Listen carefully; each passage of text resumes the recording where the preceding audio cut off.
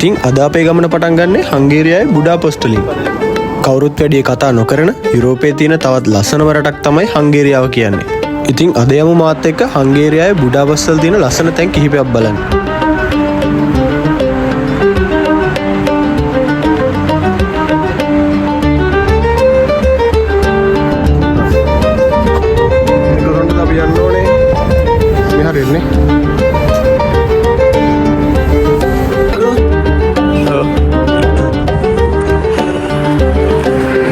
Geography පිරිට එකක් කරමින් හොදට කිවනේ සිතියම් බලාගෙන යන්න පුළුවන් අමාරුයි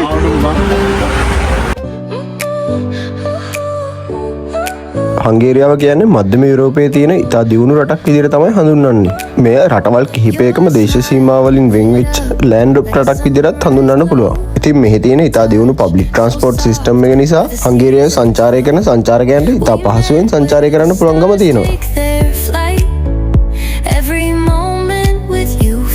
Just right. Whisper your name in the rush of the breeze. Love like an ocean rippling with ease. Heartbeats sink into this melody. You and I forever, wild and free.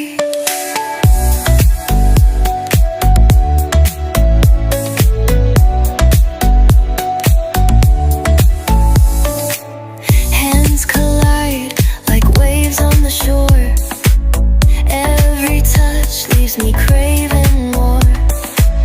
Eyes meet, worlds colors collide with you. Love's where I reside.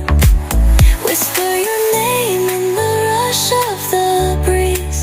Love like an ocean rippling with ease. Heartbeats sink into this melody. You and I forever, wild and free.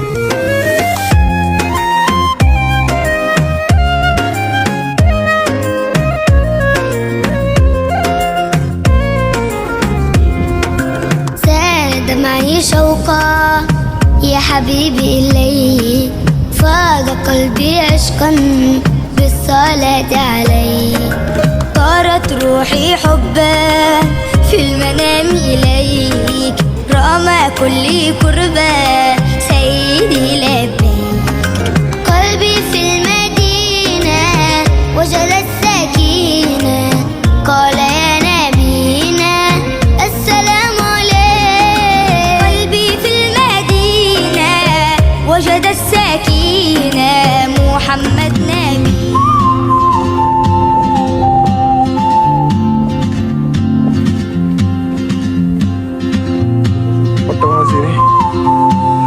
අද උදේම අපි ආවේ බුඩා Castle එක බලන්න. බුඩා Castle එක කියන්නේ UNESCO World Heritage Site එකට පවා ඇතුල් වෙච්ච හංගේරියාවේ රජවරු කිහිප දෙනෙක්ගේම මාලිගාව.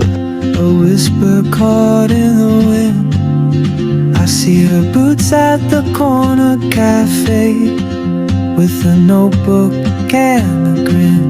She's chasing skies I've never named while I stay in my lane. විශේෂ තැනක් ගන්නවා මේ කාසල් එක. මොකද මේකේ තමයි රජවරු කිහිප දෙනෙක්ම ඉඳලා තියෙන්නේ. ඉතින් අපි ඉස්සරහට ගිහලා බලමු මාලිගය ඇතුලේ ලස්සනත් මේ අපට පරිසරයත් අපි ඉස්සරහට ගිහලා බලමු. රාජකීය වාසස්ථානයක් විදියට සතවර්ෂ ගානක් භාවිතා කරපු බුඩා කාසල් එක මුලින්ම ඉදිකරා කියලා සඳහන් වෙන්නේ 13 වන සතවර්ෂයේ. එදා පටන් විවිධ ආක්‍රමණ වලට වගේම දෙවන ලෝක යුද්ධයේ හානියටපත් වෙච්ච බුඩා කාසල් එක නැවත ප්‍රතිසංස්කරණය කරලා අද වෙන විට නැෂනල් ලයිබ්‍රරි එකක් විදියටත් බුඩාපෙස්ට් හිස්ටරි මියුසියම් එකක් විදියටත් සංචාරකයන්ට බලන්න විවෘත කරලා තියෙනවා. Beside your wandering dance. ඩැනියුබ් ගඟ ආසන්නයේ තියෙන බුඩා කාසල් එක හංගේරියාවේ සංස්කෘතිය වගේම සංචාරකින්ට බලන්න පුළුවන් විශේෂම තැන් කිහිපෙන් එකක් විදිහටත් හඳුන්වන්න පුළුවන්. She hums a tune I've never heard in languages I can't speak. She writes down cities on her wrist. Buda Castle එක බලපු අපි ඊළඟට ආවේ ෆිෂර්මන් බෙස්ටේන් කාසල් එක බලන්න. බුඩා කාසල් එක ළඟ ඉඳන් බස්වල 4ක වගේ දුරකින් තමයි මේ මාලිගාව පිහිටලා තියෙන්නේ. වසරකට මිලියන ගාණක් සංචාරකයන්ගේ යුරෝපයේ තියෙන ප්‍රධානම සංචාරක ස්ථානයක් විදියට ෆිෂර්මන් බෙස්ටේන් කාසල් එක අද වෙනකොට පත් වෙලා තියෙනවා. පිටතින් බැලුවම මේක ඩිස්නි කාසල් එකක් වගේ පෙනුනත් මේක හදන්න හේතු වෙලා තියෙන්නේ හංගේරියන් රාජධානියට වසර 1000ක් පිරීම නිමිත්තෙන්. ඉතින් මෙම කාසල් එක ඉදිකරා කියලා සඳහන් වෙන්නේ ක්‍රිස්තු වර්ෂ 1895 සිට 1902 දක්වා කාලයේදී.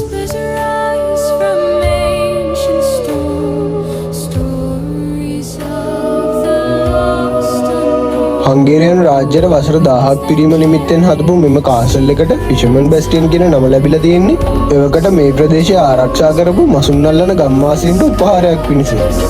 මෙම මාලිගාව වටා ඇති කුළුණු 7 හංගේරියන් රාජ්‍යයේ මුල් ගෝත්‍ර 7 නියෝජනය කරනවා.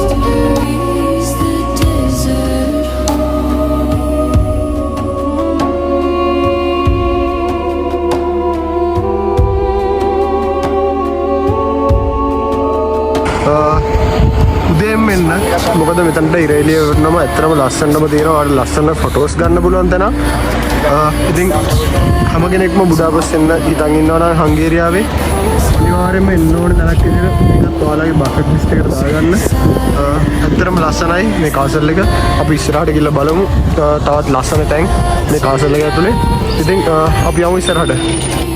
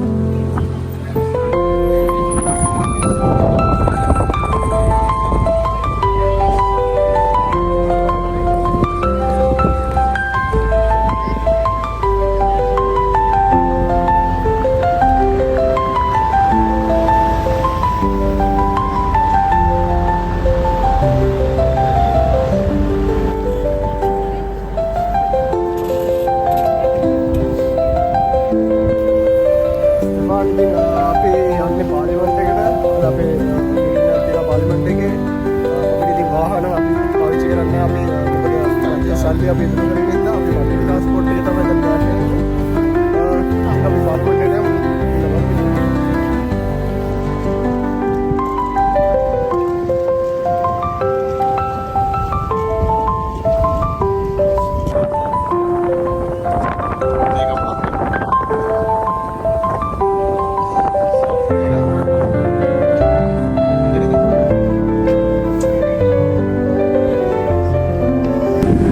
මම දැන් ඇවිල්ලා ඉන්නේ හංගේරියාවේ පාර්ලිමේන්තු ගොඩනැගිල්ලට. ඉතින් මේක මෙහෙලා තියෙන්නේ ඩැනියුම්ගේ නැගිරේ පැත්තට වෙනවා. ඉතින් මේක තමයි බුදාපෙස්ට් සහ හංගේරියාවේ තියෙන විශාලම ගොඩනැගිල්ල කියලා කියන්නේ. ඉතින් මේක දැන් ආරම්භ කරලා තියෙන්නේ 1985 හතරේදී තමයි මේක යුරෝපයේ තියෙන ලොකුම දෙවනියට ලොකුම ගොඩනැගිල්ල ලොකුම පාර්ලිමේන්තු විදිහට තමයි හඳුන්වන්නේ.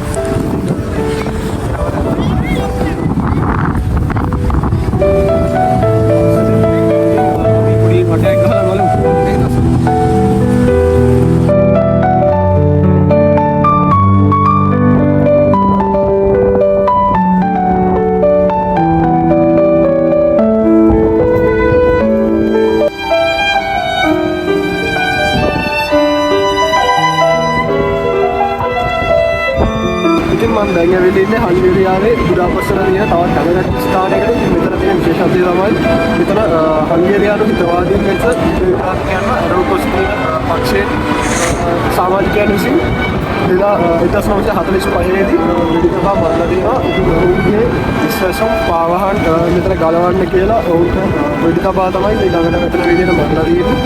ඒක සිහිපත් කිරීමක් විදිහට 2005 දී ඔවුන්ගේ මේ සපත්තු ස්මාරකයක් විදිහට හදලා අද ගොඩක් කට්ටිය ඉන්නවා. ඉස්සරහින් බලමු.